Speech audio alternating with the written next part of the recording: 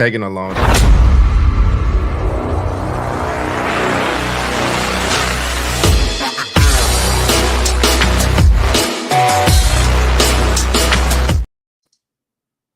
Oh, I know.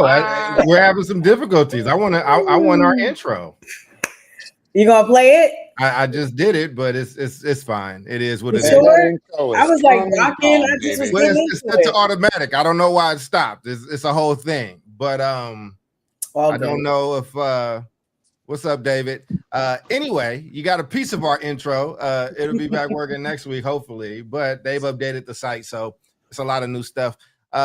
Welcome back to the latest episode of the South Star Classroom. I am Charles, and I'm here with Mr. David Castillo, Jubilee Ransom, and the one and only Omar Yanar, who is back home in the States because he's normally somewhere in the Balkans or something. But that's right. I'm throwing it to Jube today. Jube has a topic that she wanted to go in on. So, Jube, the floor is yours. Well, welcome. I'm so happy to be here. It's a beautiful day in the neighborhood. Of course, we've got to check in and do Charles's least favorite part. Yeah. So how are you doing, Omar Yanar? Welcome back. Oh, well, I'm happy to be back. I am all right. I'm a little overwhelmed with things, but that's natural. We're back from vacation. The la la land of where I was is now back to the reality of what is, but as always, just excited to get back into it and just excited to get back with the audience. Good to see David, Doc, you. I mean, I pray for you all every day, but it's totally different getting to see you all here in the flesh. Bass Pro Shops and all, baby. That's what's up. Well, thank you. I'm glad you're back. We missed you. And your beard is bearding, by the way. Very bearding. What's up with the beard? Yeah. Right? Very bearding. However, I will say this: it's nothing compared to your highlights, Jude. Beautiful. I the curls. Oh my God. Yeah. Wow. Beautiful. Right. Look at them highlights, man. They kind of Omar match. just got the beard going. Omar got beads going and a whole little joint. Summer joint going. Yeah. This is good. It looks like you did some kind of just relaxation. Yeah, that's what's. Omar, we need to go where you went, bro. You went and had a transformation. Mm-hmm. Yeah, he's different. How you doing, David? Yeah. That's some of that dingo meat. I'm good. It's we're kind of smack dab in the middle of summer, and it's always an interesting time, working with school partners, people that are on that school year cycle. So there's a little bit of a break, but you have to kind of take advantage of it because this is the only downtime we get with people. Yep. And once the school year starts, it's we're off to the races. So it's been a busy time, which is good. And what else we got going on? Summer, just getting outside a lot, going to the beach. I'm in and out of water at least 3 times a day, which is good. And getting some exercise, seeing a lot of friends and family. And life's good. I got no complaints. Yeah, love that. No regrets. Thank you. How you doing, Doc? I'm good. I just got back in town. I had some meetings in Nashville. Got back last night. I sometimes get these really bad headaches and they last a few days. Definitely going through that right now, but I didn't want to miss the show because with the summer is, a lot of every other show, one of us is out. So I'm glad I got to see everybody. Let's see a few things that I'm excited about. I saw Superman. I really enjoyed it. I appreciate it. I appreciated that they got Superman right. He's supposed to be this hopeful, kind of bright, kind of cheesy, cat, and he was. And I'm glad his parents look like real Midwestern people that would raise a G golly, type of person. I like Kevin Costner, but most people pushing a tractor in Kansas don't look like Kevin Costner. So I like that. They don't. Where's mom? Where's mom? His parents were like LA supermodels in the middle of Kansas. Nobody ever questioned it, but it's fine. Now, the Midwest I'm from the Midwest. Has a lot of attractive people, but they had an LA tan. I'm just saying, I don't know if there's a tanning salon in the barn. And then this Clips album came out, and I love this album, man. It is there's a lot of things that have taken me, and I want to say nostalgia, but like are moving things forward in a way that reminds me of how good things could be. So between those mediums, I'm excited about that and this topic. But Ju, how are you, and what are we talking about? Mm-hmm. I mean, I'm doing great. I saw Superman too, and I just want you to know I'm so lost. I enjoyed the movie, but like the DC Marvel thing, I went out to dinner with a friend of mine that we went to go see the movie together, and I was like, wasn't the last movie where Superman held together a boat on Staten Island? And my friend started cackling. He could not breathe because he was like, "You mean Spider-Man?" Oh, that's pretty bad. Right. Yeah. I was like, "Wait, that was not Superman." So anyway, I enjoyed it. I did know that you need to sit down when the credits roll, because there's going to be like another part. So I did get that part right on the quiz. But I mixed up my superheroes, man, and I'm sorry. You mixed up universes, but I did. okay. I did. And it wasn't like the last Marvel movie. That movie is like a decade old that you're referencing, but God bless. Lived rent free in my mind. To me, it was such a powerful scene, and so that's that. But anyhow, I'm making progress, and I'm open for tutoring. If anybody wants to tutor me on Marvel versus DC, I'm open to it. So there's that. So today we are talking about Black boys and special education.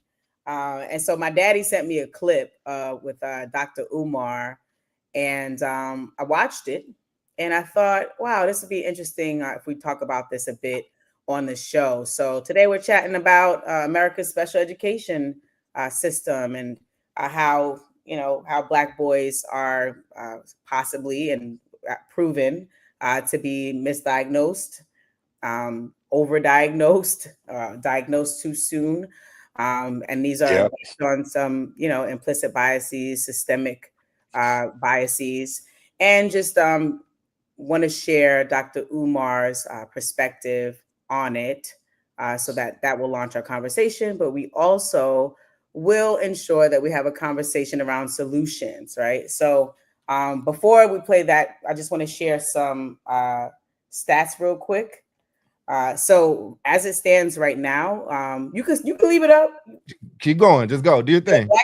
Black boys make up 8% of public school enrollment, but represent 20% of students identify with ED, emotional disturbance. As it stands right now, Black students are 40% more likely to be designated with disabilities compared to their white peers. And this is according to the U.S. Department of Education and OCR reports. And then there was a 2016 study, and I'm sure that there are ones that have been done after that, but that link early SPED labeling with higher dropout rates and poorest post-school employment outcomes, notably among students of color. And so I want to just lay the foundation with those stats. And let's take a look at Dr. Umar's perspective on this issue before we start our combo. Can't hear it. I know. It's because his face was anything. stupid. No Black child should be getting evaluated for anything except speech under the age of 7. Did y'all hear what I said? Not reading, not math, not comprehension, not intellectual, not emotional, not ADHD, conduct disorder, and why not? Why is Dr. Umar saying you should never let a Black child get evaluated under the age of 7? Because the earlier the child is, the more likely we can get the diagnosis wrong, Baba. You feel me? Because when a child is young, they're still growing and learning. There's no psychologist in America that can tell you for certain that your 3-year-old is autistic. Now, autism is real, but autism is often misdiagnosed. Why? Because we get them evaluated too soon. And the reason we get them evaluated too soon, Baba, the reason the preschools push it is they want the special ed money.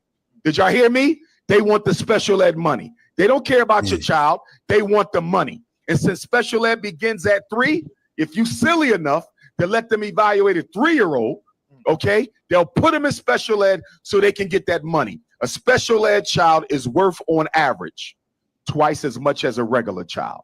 So let me give you an example. Let's say Cleveland Public Schools spends $10,000 a year on a child, Bob, a regular child. Right. The minute I say he's autistic, the minute I say he's emotionally disturbed, the minute I say he has a reading problem, he ain't worth 10. He worth 20.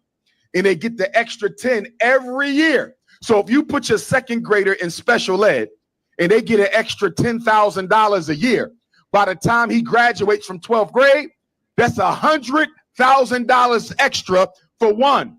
So how much money do they get in Cleveland schools? For 100. How much is the special ed budget in Cleveland schools? For 1,000.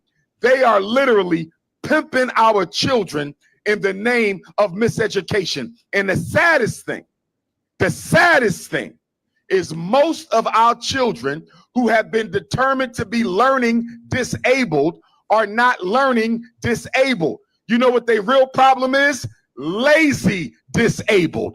They don't want to learn how to read. They don't feel like learning how to count. They don't feel like learning how to comprehend. And guess what, parents? A lot of you are guilty too, because you are raising lazy ass black children.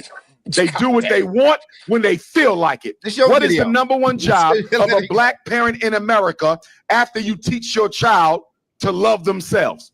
It is to teach your child discipline. And what is Dr. Umar's definition of discipline? It is the ability to do what you don't want to do when it has to be done, whether you like it or not. And if you graduate a 12th grader who don't have self-control and self-discipline, you have just created a victim for the white power structure. Well, so I saw how's that headache going, Charles? Well, I mean, listen, I didn't expect. I know Dr. Umar's work. I know of him. I know him pretty well. There's a lot of things I agree with Dr. Umar on. There's a lot of things I don't. But I think I didn't know if I was prepared to. Umar is one of those, but not with outside company conversations that tends to happen. But I am familiar with these kind of conversations. I'm not. This Jubilee's topic. I want to make sure. Yeah. So let me just share with our audience, because I love that there's mixed reviews, right? And so that makes for a great conversation. But I saw Toya put in the comments, tell us who Dr. Umar is. So Dr. Umar Johnson is known for his work as a clinical psychologist. He specializes in education and mental health of African and African American children. He's a prominent figure in the Black community for his social media activism and commentary on race and identity, and often taking a Pan-Africanist perspective. So additionally, he's also known for his unapologetically African Black college and consciousness tour and his book, Psychoacademic Holocaust. He's an expert in Black children's mental health. He has a Black college tour. All right, so he's known for a lot, and he's controversial. So I just thought, my daddy sent me that video, and I have strong feelings about special education and Black boys, being I'm a mom of 2 Black boys and an educator for over 20 plus years. And I've seen what happens in the system to young Black men who are mislabeled, misdiagnosed, right? When really they needed other supports and not to receive an IEP or those services. So I thought it'd make for a good topic. What are your initial reactions and thoughts to the video we just saw? I'll go after the brothers go. I'll go. So I've worked on the special education issue from the perspective of being a teacher, a school leader, a board member of various schools, and now as a parent. So I've kind of sat around the whole IEP table, right, during my time working in education. I think some of the points that Dr. Umar brought forward definitely resonate with me. I think I'll say that I agree with having a particular age limit or grade level limit before you move a child into that system, because there's so much development happening, talking like TK, kindergarten, first grade, I'm like, come on, man. I mean, there's some there's some cases that are very clear where everybody can say, yeah, this child needs some accommodations. It might be something on, who knows what it is, something on the moderate to severe. Don't want to get too technical, but I think, it's all about interventions at that point. Let's create interventions and supports and see what works. There's that. I don't know if I agree with his the premise that it's a money grab, because it's also incredibly like resource heavy. Expensive. Yeah, it's like, Extremely expensive. We never get enough money to yeah, actually yeah, provide the resources that the kiddos desperately need. yeah, exactly. And so I think on that point, I'm going to say, like, I don't agree with him there. But I do agree that there needs to be kind of a limit, before we get serious about moving children in that direction. I think disproportionality is a real thing. I've experienced it. I've seen it. We'll get into that. I also think, really what I've seen, and then I'll leave it here, are when like educators, may not have the appropriate supports from administration, from a district, and maybe not from families, right? Sometimes families are kind of like standoffish, all kinds of families, and they throw their hands up and they think that an IEP is going to fix things, and Yeah. oftentimes it does the exact opposite. So it's really, I mean, I've seen it be used as a weapon to lower expectations for Black boys. Other thoughts, Omar? Yeah. So I affectionately call this NHI voice. So there's a great organization that I do a lot of work with called the National Hispanic Institute, summer programs for kids. But everyone comes away talking like this in the entirety of the time because they think this is the voice and the tone and the inclination. I'm like, woo! So just want to decompress from that. Um, I think that the with David, the over diagnostics and the over diagnosis of this is really a thing.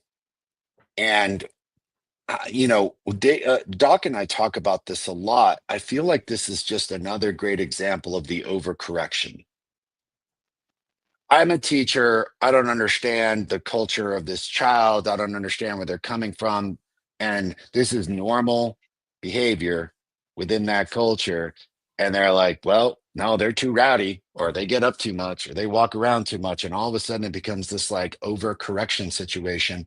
And honestly, I think this is a scenario where like I'd start asking a lot more questions instead of making a ton of assumptions.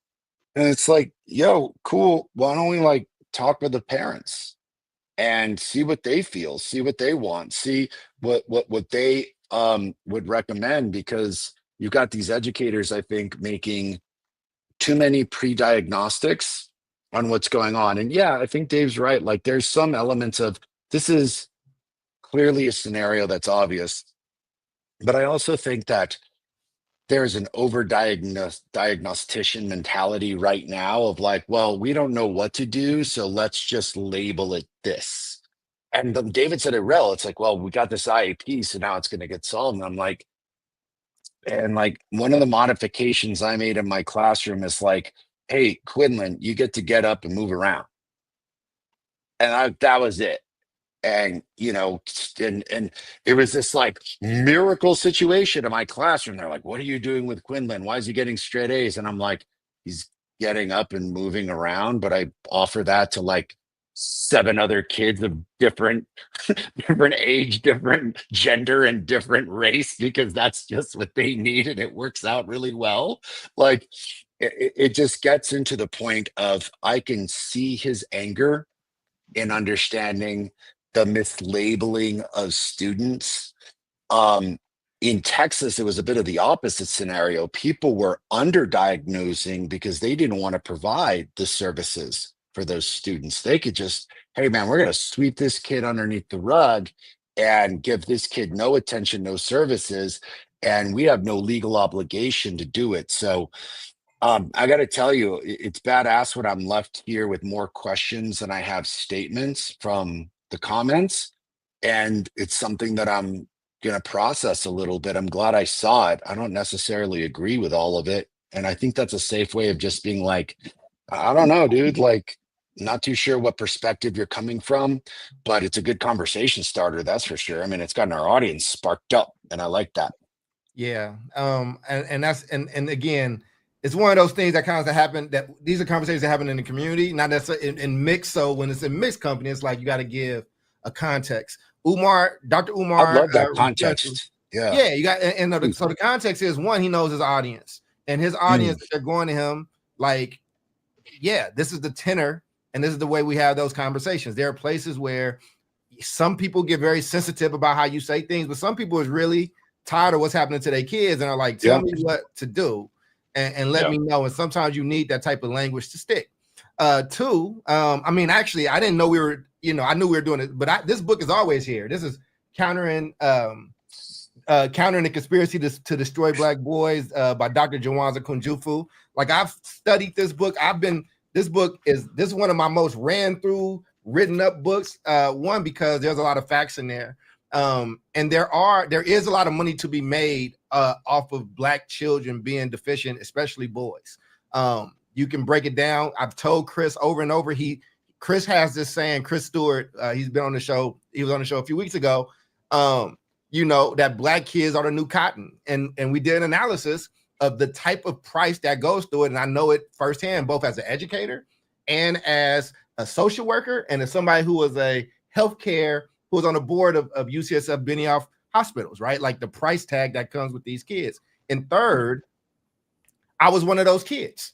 Story time. When I moved to Oakland from Kentucky, I had a very thick accent, a very thick Kentucky accent. Like, it was hard to understand me. And I was slated to go into special education.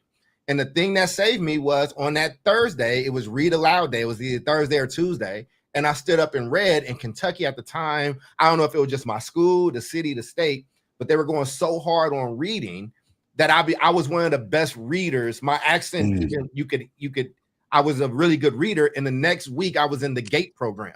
That's how flippant it was from me about to be in special education to me being being now tracked in the GATE program to now being Dr. Cole or whatever the case is, right? So Umar talks to his people in the way that they hear it, and he also is fine with the, he likes when people get upset and have something to say, because then he'll go into data and facts. But it's hard.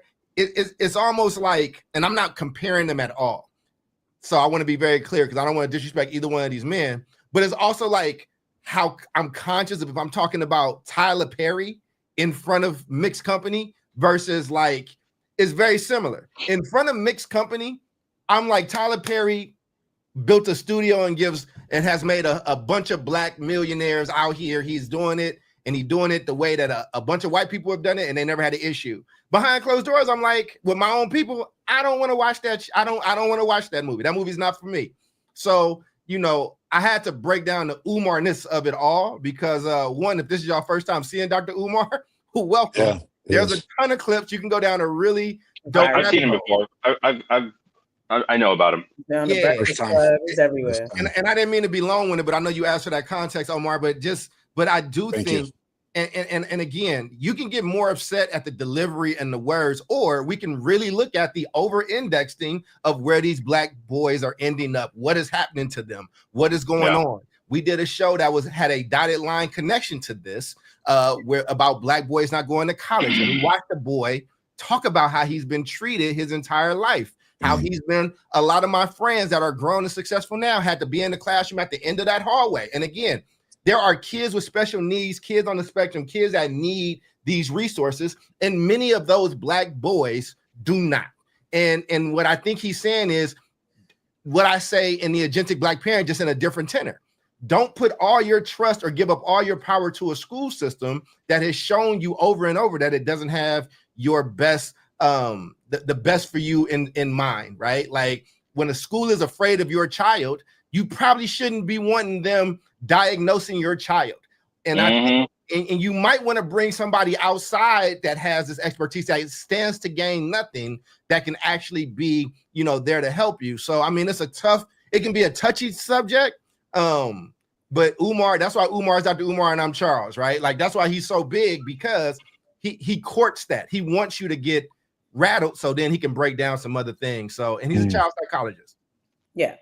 So thank you for that. I mean, I do, it's a mixed bag, right? So I agree with a lot of what he said, and I don't love generalizations. So that's where my disagreement comes from. So the statement, I see Nicole is seething over here. Listen, Nicole's gonna have you as a partner. I will definitely not agree with Nicole on this. So we can bring it. I mean, no problem. But I do think, right, like I would never call a parent lazy, right? And give, like, to David's point, having sat around the table, right, in different seats, I have seen that, right? I wouldn't call them lazy, but I've seen families that have been unmotivated to do the thing that was going to get the child the help they needed, right? And I've also seen the parents that are like, no, what's up with this grade? What's up with that teacher? Like, so I've seen the spectrum, right? So that's why I don't love the generalizations, and I wouldn't chuck it up to laziness. And when he said the money grab thing, unfortunately, I've seen that too. Absolutely. I have seen, districts, I have seen charter management organizations go for the money grab, which is we're targeting our recruitment efforts to get these kinds of kids in the seat because we know they come with more money. And when their parents come to the door and are ready to sign up, we looked at the IEP and we know we don't even have this setting. It says this child should be in a 6-to-1-to-1 special day program. We ain't got that, but we still going to let them come in and we're going to tell the parent that we're going to do the best we can by their child, knowing we don't have the proper setting, but we're going to get those coins, right? So I, again, don't like the generalizations, but I have also seen a money grab. And I have also seen from Omar's perspective where it's like, nah, we need this money. You got to have a school psychologist. You got to have 2 teachers in the classroom. You got to have a physical therapist, an OT person. So it costs There's a full economy around the undereducation and development of Black kids, brown kids, poor education. There is Title I funds, or there were Title I funds around the failures of our people. Like there are places where it does not benefit you to be doing well, does not benefit that place and monies. I'm gonna try to I'm gonna do a better job and not take up a bunch of space. I'm gonna let the brothers go too. I will go after y'all because some of this, we just gotta start having a real conversation. And again, I know what we're supposed to say, so I'm with it. I got it. Okay. So I'll ask my first question. The first question yet. Go ahead, kick it off. Go ahead. I had the opportunity to serve on community advisory council during the last couple of years that I spent in Oakland. So this is a district council that really looks at and tries to support students and families with IEPs, right? So I got to like look at the underside, the underbelly of what was happening. And at that time, we had a series of meetings and they had shared a bunch of data with us. And so I got my hands on a bunch of data and I took it to my buddy Dirk at the time. And we put out a story. We put out a piece on Great School Voices. And I caught all kinds of heat from these people. They're like, you can't be sharing this data. It's out of context. I'm like, it's not out of context. And I'll tell you what some of the data points were. So we're not really, I'm not talking about the root cause analysis of like why more African-American boys are represented in special education programs. But I'm saying like once they are, here's what it looks like, okay? This is like 2020 in Oakland, California, Oakland Unified School District. Students that were African-American and had an IEP had much higher rates of suspension, like 9 times the rate of non-Black and non-IEP students. Your likelihood of getting suspended. So we're talking about the other end of it, right? Discipline. A combination of being African-American and having an IEP obviously increased suspension risk almost 9 times. I just said that again. It peaked in middle school. In middle school, African-American students with IEPs, 1 out of 4 were suspended in middle school, right? So you're talking about like a mass disproportionality.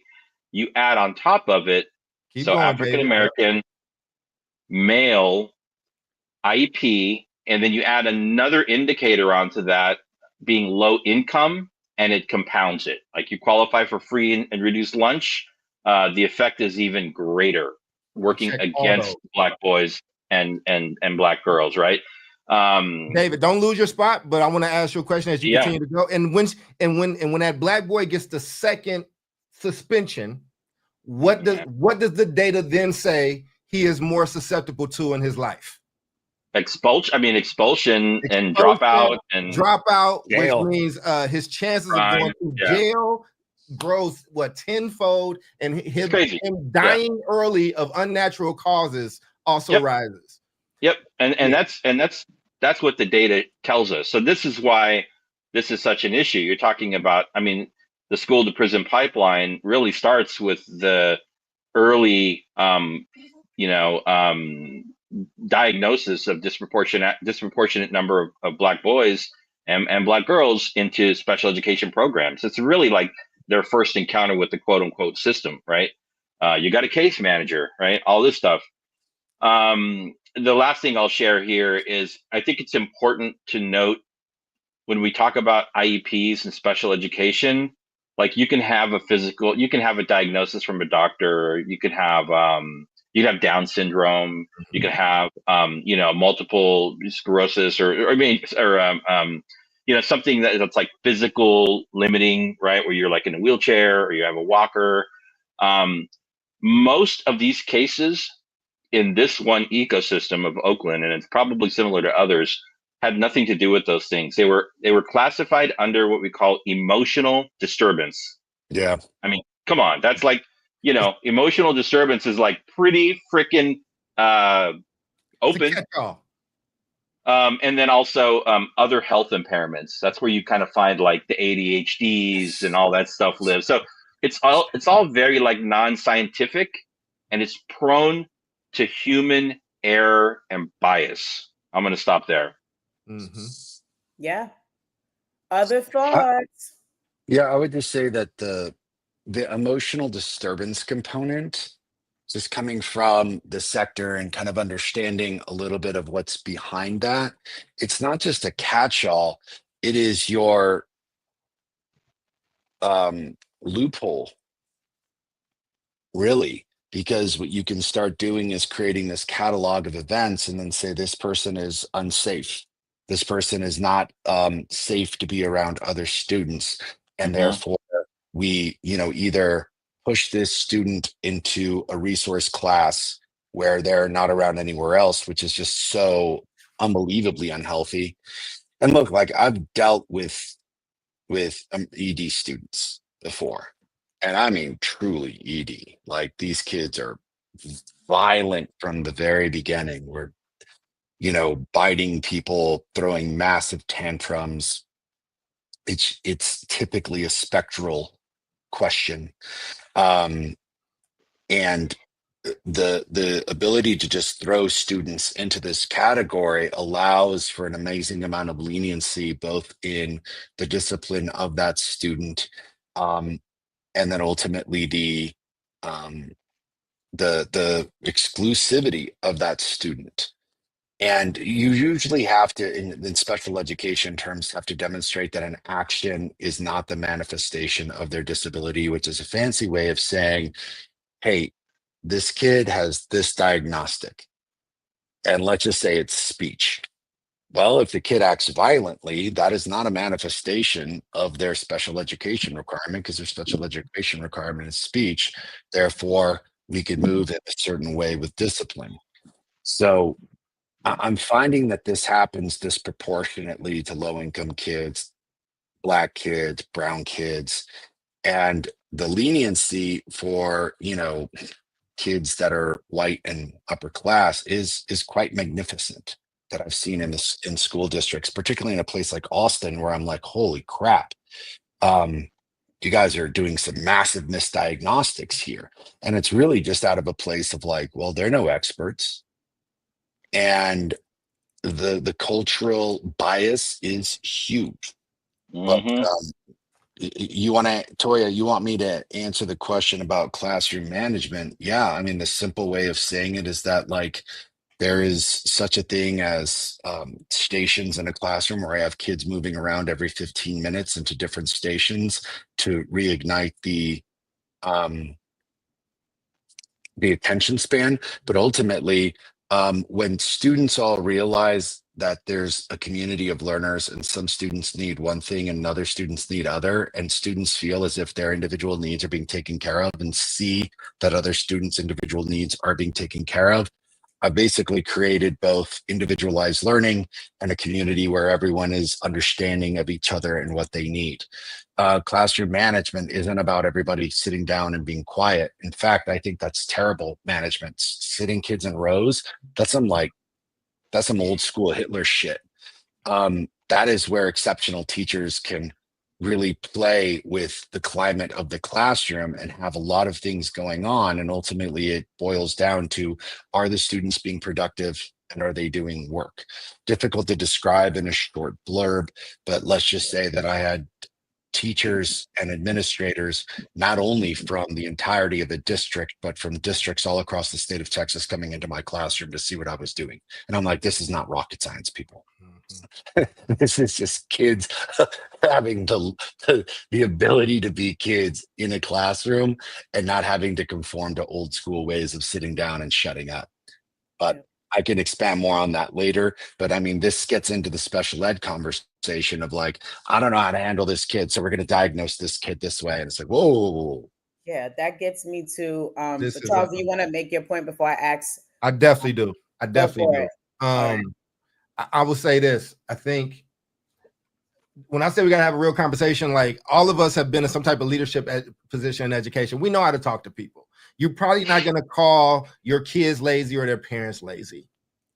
In your home, in your family, with people that you love, David, with your son, who you know his potential. Yep. Yeah. You believe with your son when you know that they just didn't take the garbage out because they were being lazy, I think here's where we are in the age of misaligned language to coddle full-grown adults at the expense of children, and dare I say at the expense of the lives of Black children. Like, I have buried Black boys. And I think what Umar was doing in this is like, he's just like, yo, I'm on something. I don't have time to do this. I will say this, I might have a different tenor, but I just gave this talk in Nashville and I just told you how this system's working against your child. I just told you that you got resource. I just told you that just because your child has an A, you still need to go and ask these questions. And what I'm saying is to them at the end, I always say, your child is being jumped by a system. And if you don't step up, if you letting your child fight that system on your own, you a punk as a parent. Like, you are letting your child fight this system. Like, sometimes, listen, man, boys need to run around. They need to exert energy. And I know it's going to be like, well, not all boys. We're talking about any aggregate. All right. Like, we all do this work. Like, boys, and they also need structure. There's a reason why coaches have breakthroughs with these folks. Listen, I would never, ever disrespect David and be like, man, your kid like blah, blah, blah. But if I'm working with David's son, right, and he knows that I love his kid, we've connected on that and we got a goal. We have a relationship where it's like, David, honestly, he been a little lazy today, man. This is what's going on. This is what it is. But that comes with relationship. I get where Nicole is somewhat coming from, but now the focus is on how adults are feeling when we just told you 30, 40 years of data where they're not just failing your kids. These kids are going to grow up to be men that die. These are men that are like, we have to learn how to regulate ourselves, because there's a whole video of me being pulled over because of my cologne, and this dude is holding his gun afraid. I don't know if y'all seen this video. I will share it with you all in the group chat. Like, the stakes are very different for me. They're very different for a young David Castillo running around doing hip hop in the streets. They're very different for a young Omar if he's out, not with his family unit or things like that, right? And I think that if we're gonna have these conversations and we got data, like, you know what I'm saying? Like, I just feel like when somebody that cares about you and got some information, like my grandmother was very, very sweet. She had a different way of saying things, but my dad's mom, my other grandmama, loves you, give you the same message, but she'll knock you upside the head. Like, stop being fucking stupid. Like, you know what I'm saying? Like, That don't mean my grandmother doesn't love me, man. It means she's afraid for me. And so I'm just saying, and if I just gave y'all that story of how easily my life could have been on such a different path. There was no analysis there. There was no diagnosis there. This boy has an accent we're not used to. It sounds different. We're gonna put him in special education until somebody heard me read out loud, and then I'll go from one end of the spectrum to the other.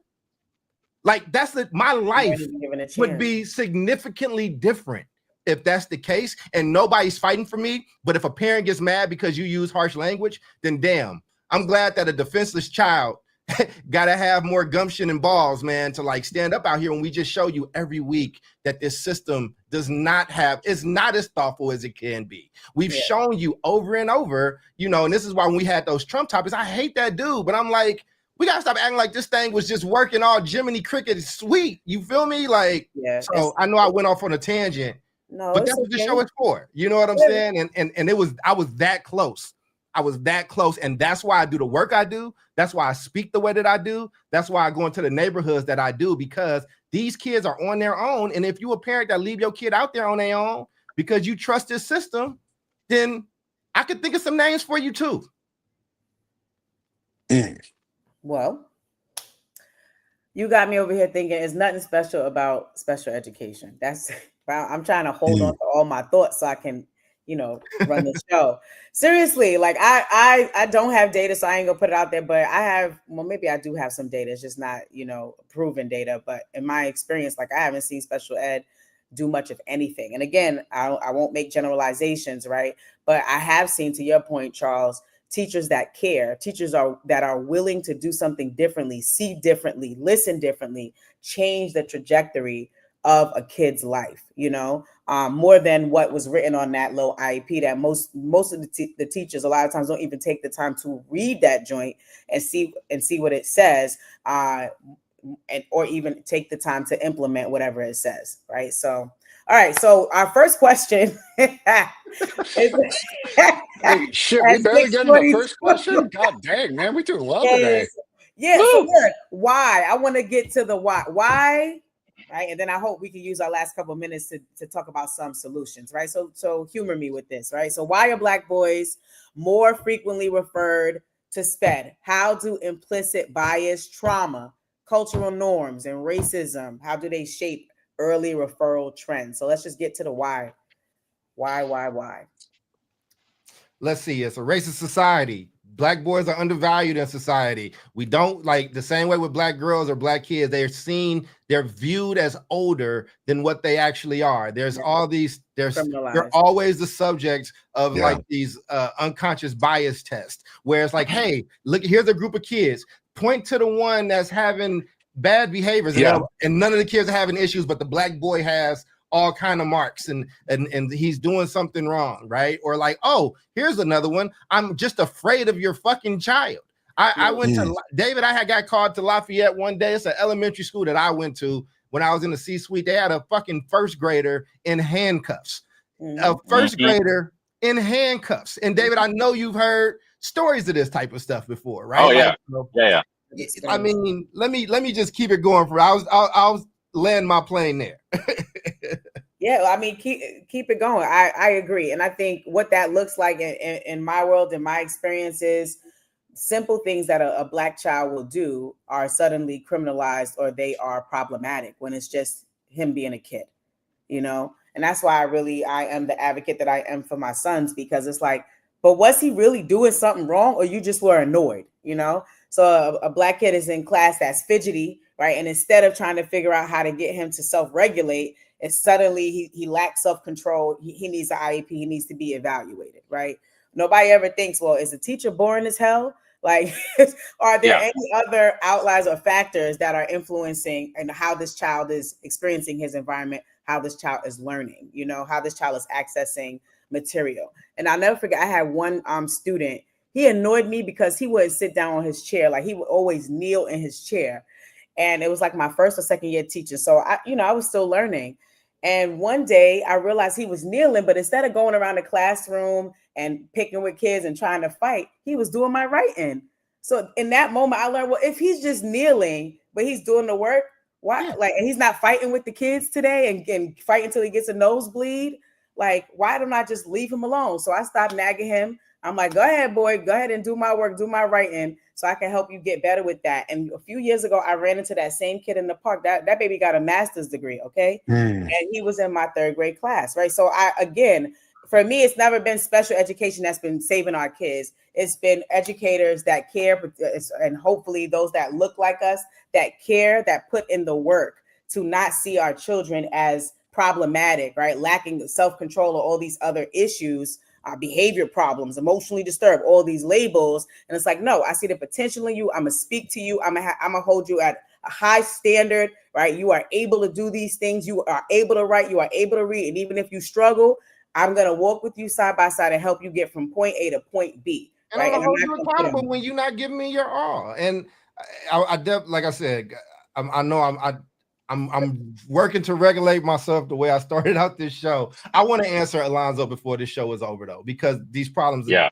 definitely current problems. Yeah. But go ahead, keep tag teaming on the why, and then we'll move. I don't want. I'm taking a lot of time from Omar and David. So, and I think the why is. I think it breaks down to when you have a disconnect of, and I think Sharif El-Mekki has been doing a lot of this work, especially in a city like Philadelphia, where I think African American teachers make up like less than 5% of teachers, or even less. Yeah. In the school district that is, I don't know what the percentage of African American children is, but it's got to be pretty high. And so when you have a disconnect between educators and school staff and the students that they are working with, you are naturally going to get, call it biased, unbiased, implicit, explicit, disconnections, right? And those are things that people just have to be honest about and work through, but we don't. And so you're exactly right. Things that young Black boys do tend to get viewed through the lens of adult behaviors. And I've seen it. I've seen it with my staff. I've done it before, and I've seen other parents accuse, 7-year-old Black boys of, doing something that wasn't anything close to what was happening, right? There were just 2 kids playing around, and somebody got punched and somebody got sat on, and it's wild, the things that people will come up with, the stories, and you have to step back and pull back and be like, okay, that's not what's happening, but we can talk through it. So I think there's definitely that when you lose the factor of having community work in community in schools, these things are going to happen, right? I think the other thing that Omar was alluding to is there are strategies that do work well for students that need different types of accommodations. Those things work well for all kids. So how can you take things like body, even in the younger grades, push back a little bit on what Toya was saying, even things like body breaks in the classroom, in the hallway, even outside with supervision, should be offered to all children, right? And so it's not an accommodation for any one kid or 2 kids or 3 kids. It's something that everybody has access to. It's a lot of the work that we did at Urban Montessori, even with kids as young as 4.5, you need a body break, let's go for a body break. You want to do some wall push-ups, do some wall push-ups. Whatever it was, we did a lot of mindfulness to help kind of, bring down the anxiety that some kids were experiencing. It helps even help the adults, right? And now mindfulness is part of this, whatever. It's this evil social emotional. It's no, just stop and pay attention to your goddamn breathing. Okay. Right. Nothing wrong with that. And I gotta let you run around. There's a time the recess is important. And they take recess away from people. Yes. Art, music. If you ever saw me as principal or head of school somewhere, I was always on the move, walking on the playground, walking up. I was always moving because that's how my body works, right? And I'm no different than anybody else. So I think there's a your whole check-in, you just talked about needing to go into the water every single day, needing to do, man. like men have a need to like have to yes, open our activity. goals and hike some mountain halfway across the world. Like we get antsy. You work with me closely. Like you know what I'm saying? Like we gotta move. And yeah, normalize, definitely and normalize this and understand. normalize I it. didn't Like, jump in. I was I giving you think a man of it, brother. I think the big thing here is like school systems. The bigger they are, by the very nature of their size, move towards a one size fits all model, right? Ding, ding, ding. And even with an IEP, they're like, well, no, you kind of have to do this thing that all the other kids are doing. We can't really specialize, even though we get the funding. And that's really what's crushing education now. And the impact for Black boys is tenfold, right? These like one size fits all models don't work for like 4 out of 10 kids, right? And those children tend to have a lot more melanin in their skin. So there's definitely like a race component to it for sure. I think educators that come into the space of education that haven't dealt with their own like history and how they've thought about like race and their place in the world, talking mainly about white educators, they bring that into the classroom. And if there's not a space to have that dialogue, the young people, the children end up paying for, the legacy of racism in 2025, which they have nothing to fucking do with. Yep. Right. And let's even add to that, teachers that are not trained well, right? One of the first courses you take when you go to school of education is child psychology, right? We talk about Vygotsky, right? But when you get into the classroom, right, if you're not trained well on what that actually looks like when you're interfacing with children, right, and how you're going to plan for them, how you're going to make your environment child friendly, how you're going to make your lesson engaging, right, how you're going to deal with conflict, right, how you're going to be able to give space to a kid that needs space so that conflict doesn't arise or what have you, so you can keep the main thing, right? Teachers have a lot on their plate, right? But this is one of the things that when this is not at the forefront, strong classroom management, and not just classroom management, but behavior management. Oh, now you're going to get referred. You need an IEP because you're not one of the kids that sits with your hands folded and says, yes, ma'am, yes, sir, all day. So you're problematic. Like I can't help you. Unless you're a kid that sits quietly, doesn't disrupt or anything like that, quiet like a mouse. The moment you start fidgeting and doing things, you need an IEP. Right. And it's also teacher mindset as well and training. Yeah. Thoughts, Omar, on the why or any of these biases before we move to solutions? Yeah, I mean, I'll be very quick, and we talked about this on the show before, but like even Dr. Zimbardo at Stanford has conducted all of those famous psychological exams that everyone's heard about, where like little Black girls are asked, hey, like, what is the essence of beauty? And they point to little white dolls. And that goes into teachers who come from different cultural backgrounds that are scared. And to answer Alonso's question very quickly, when I was working in Austin, there was a psychological diagnostician who was doing a lot of work, and I had a lot of respect for her, but her paradigms were extraordinarily old.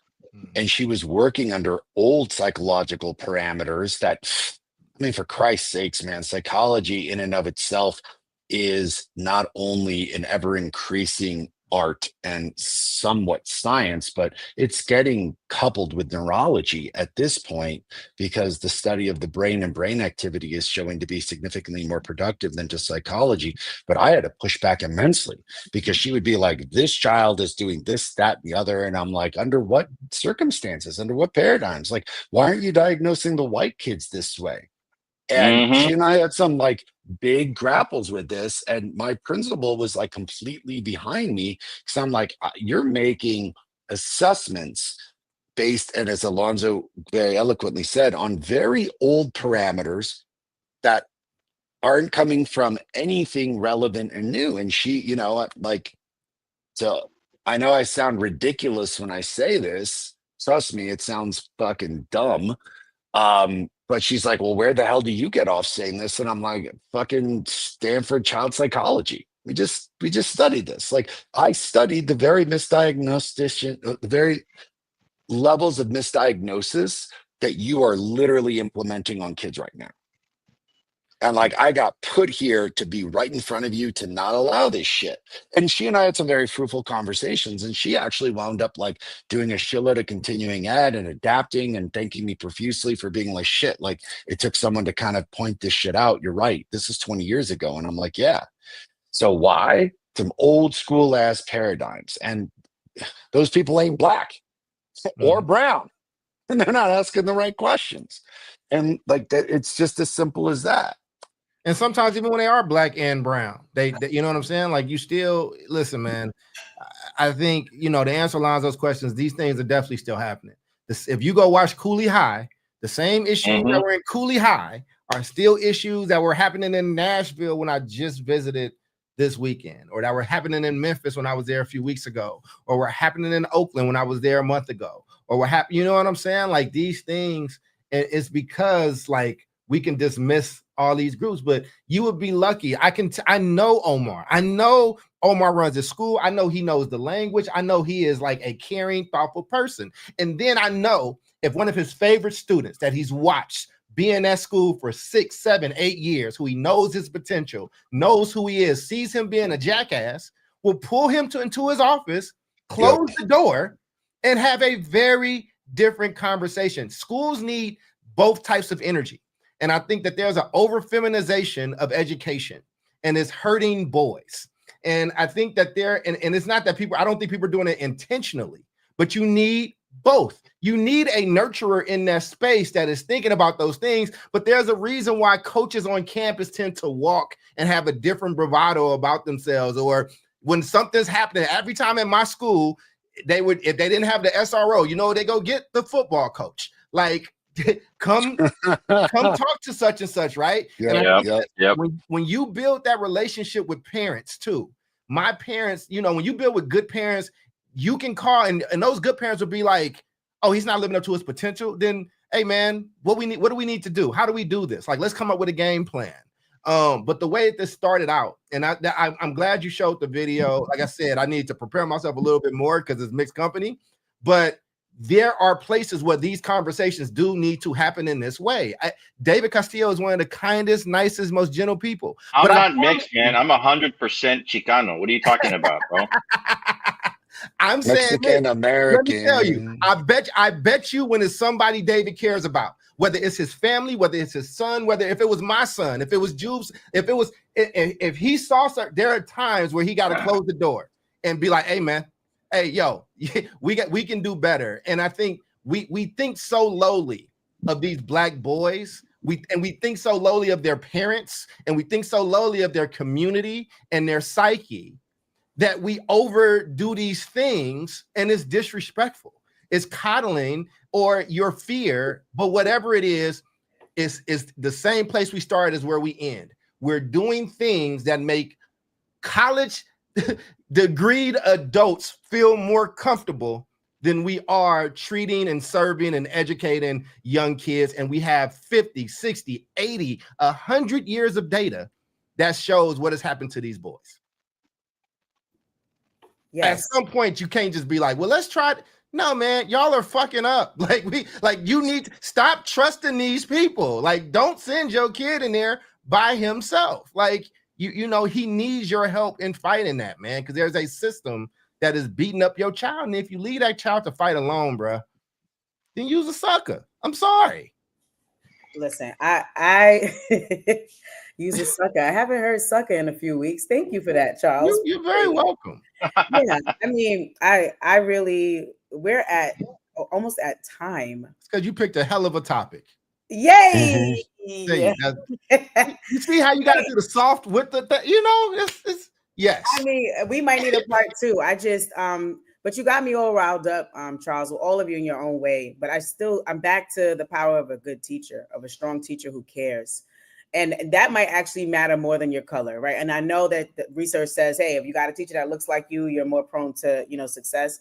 And I also know if you just got a good teacher who cares and can see past that and understand your context and teach you can do well in life. Because I've had good teachers, good Black teachers, good white teachers, right? But the bottom line was that they cared, damn it, and they saw, my potential. Yeah. And before we go to final thoughts, I'll share that I think I told you guys when my youngest son was in 7th grade, he had a teacher that called him an asshole. Sorry, it makes me laugh every time. Even though it sounds so funny. And this teacher was a terrible teacher, and he would come home day after day. Mommy, I tried today. I didn't understand the math. Till one day he came home and he was like, Mommy, I just don't think I'm good at math. I have seen moments like that turn into, oh yeah, your kid is just not good at math. They're just not good at reading. Right. They need an IEP. They need to be evaluated. They're just really behind. And it's like, nah, did anybody ever think that the teacher sucked? Like that, Right. you know what I'm saying? So I think that's what it is. Like the trigger, the quick trigger thing to just go to, right? This is the need right here. You need to be evaluated because you don't know, you can't do, right? You're not smart enough. You're not this enough versus exploring all the other things that could lead to a child, not performing well or not mastering grade level standards or whatever it is. Like that's a problem. And sometimes I think we were talking about like emotional disturbance, OHI, and those things, but I'm just putting a light on some of the academic things that also lead to Black boys, brown boys, and, children of color being evaluated, and ending up with IEPs because they just were in situations that were not helpful and they didn't have a good teacher. And I've seen that too.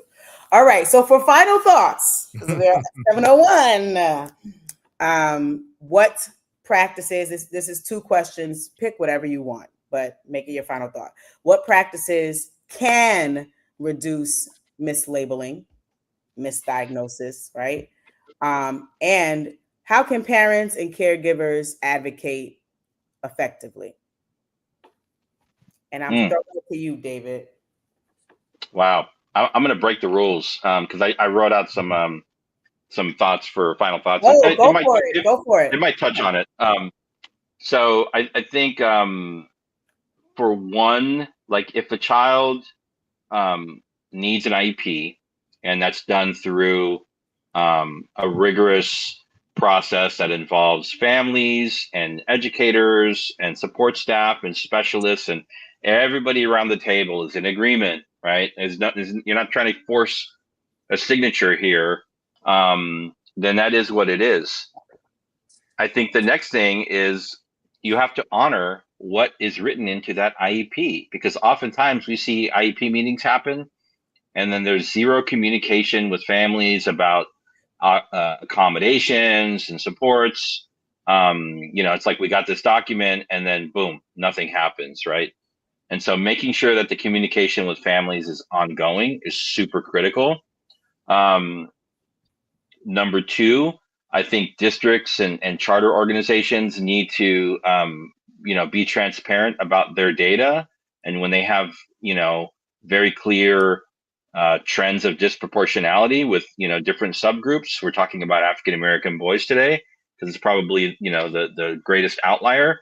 They need to be transparent about it and figure out and say, here's what it is, right? Now let's come together and figure out how we can work together to change this. But you can't hide this data because you're literally putting the lives of young Black boys at risk. We talked about this earlier. That's what the data tells us. And then the last thing I'll share is like having an IEP does not mean that you lower expectations.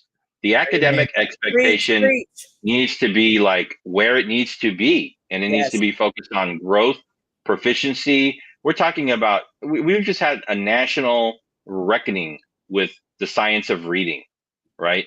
Like nobody was doing it well. And so now, like, let's focus on reading. Let's focus on mathematics. Let's get back to focusing on the basics. And when we talk about IEPs, they should not be used to lower expectations. They should be used to keep the bar high. And then it's up to the adults to figure out how to support the student to get there. Yep. And that's why these IEPs have been used as a crutch to kind of basically, in many cases, just kind of write large groups of children off, right? And that is incredibly upsetting to me. So those are my final thoughts. Thank you. Omar?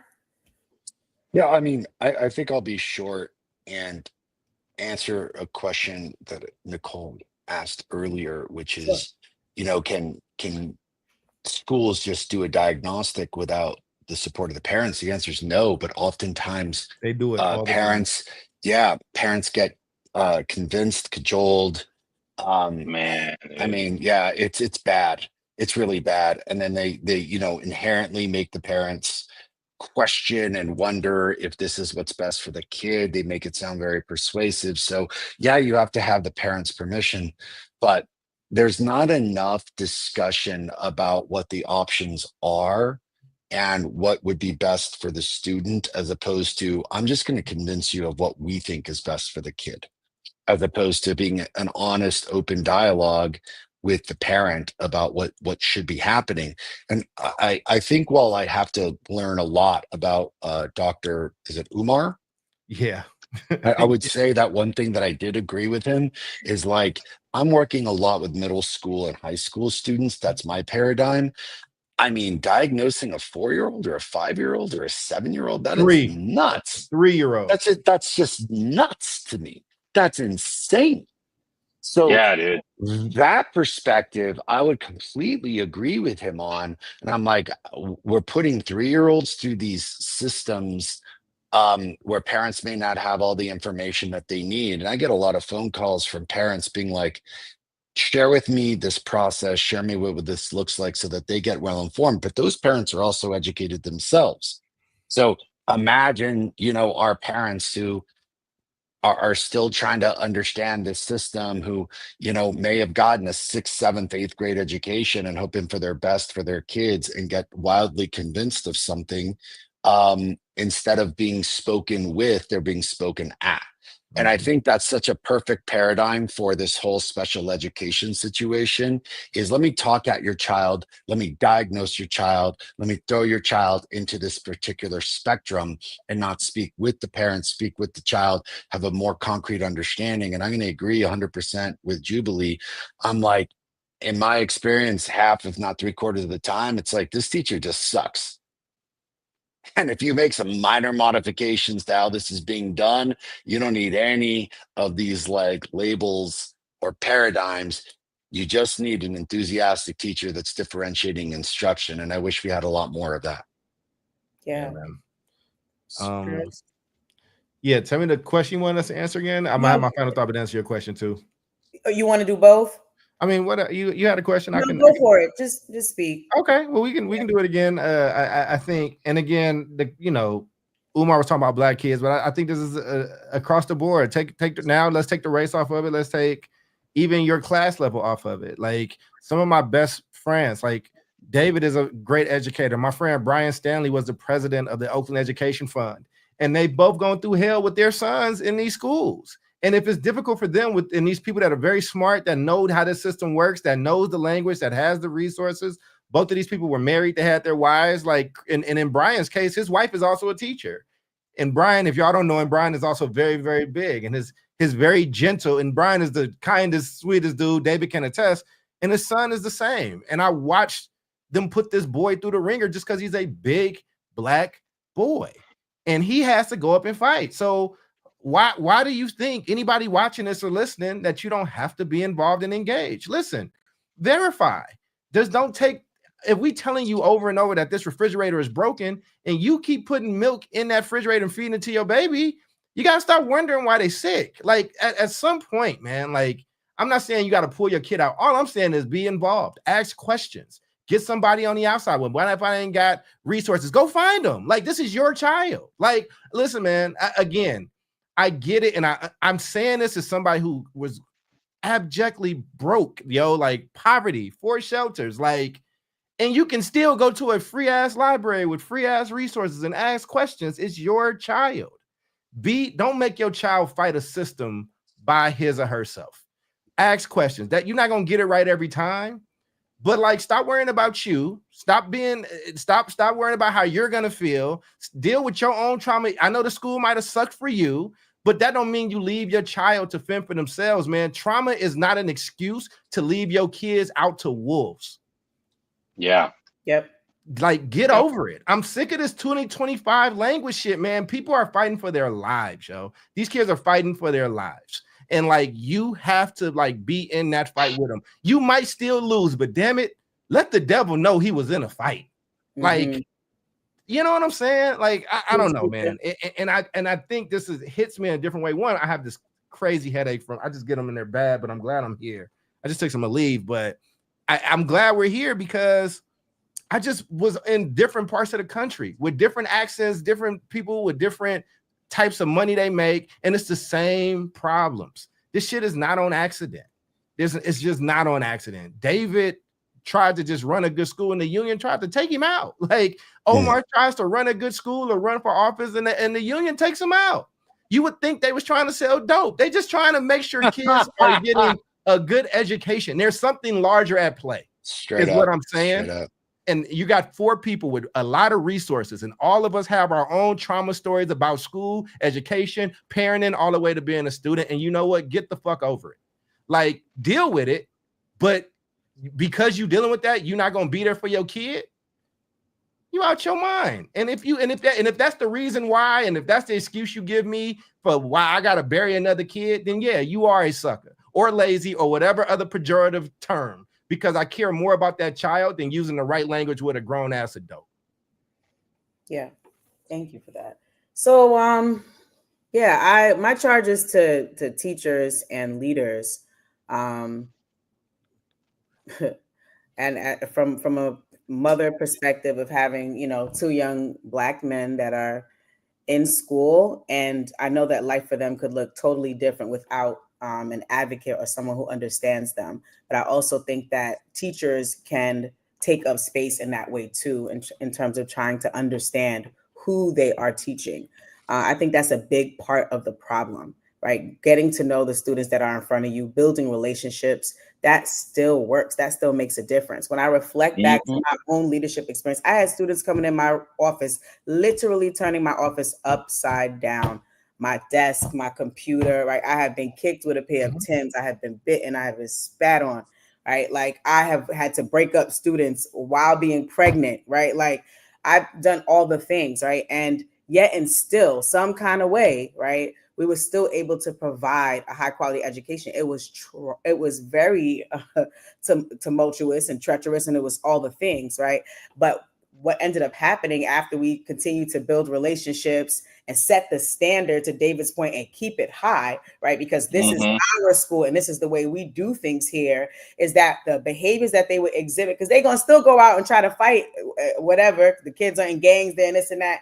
And that's part of what we couldn't control. But when they came in the school, we started to see a decrease in all of those things that would lead to violent behaviors and all of that. And then eventually have these kids referred for an IEP, right? So I think it's a huge problem, but I think for whatever part of the whatever part we can do, right, as leaders, as teachers, as parents, we should do it, because it will make all of the difference for what happens and for Black boys and Black and brown children as it relates to IEPs and special education. And to echo your point, David, again, the going through the IEP process is just one part of it. I think that thing is just a piece of paper. It is almost meaningless without a team of people that are literally going to review it and see how they're going to implement it in the classroom for the benefit of the child, right? And I think I have seen countless, I could probably count on my fingers and toes how many times with them throughout my career I've seen somebody actually implementing. And those were probably at that I was running, because I'm like, let's see these IEPs. Like, it says they need time and a half on the test. Why you only let him get 30 minutes? Or, right, you need somebody that holds the mirror up and is like, no, you need to do right by these kids. This is what the IEP says. You need to implement it effectively. But even without an IEP, with a kid that's not diagnosed, sometimes that was never the answer to begin with. It was just that they needed somebody to talk to, somebody that respected them, somebody that listened, somebody that would take the time to build a relationship with them. Sometimes that missing piece it just causes a bunch of issues because that piece just was never addressed. And now we have a kid that is in a small environment that needs 2 teachers and can only be with 12 kids all day long who cannot read. Yeah. Those are my final thoughts. Well, this, ladies and gentlemen, has been another episode of the South Star Classroom, episode 195, Left Without a Lifeline. That's Omar, that's David, that's Jubilee, and I'm Dr. Charles Cole, and we will see you again next week, same bad time, same bad station. In the meantime, take care of yourselves and each other. Y'all have a good one. Peace out.